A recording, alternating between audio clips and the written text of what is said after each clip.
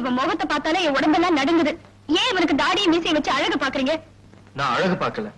இந்த கொலைகாரன் மத்தவங்க கிட்ட அகப்படாம இருக்கிறதுக்கு பல தினசா வேஷம் போடுவான் இல்லையா? நான் இவனுக்கு ரகரகமா தாடியும் மீசையும் வரைஞ்சு இவன் முகம் எப்படி இருக்கும்னு பாக்குறேன்.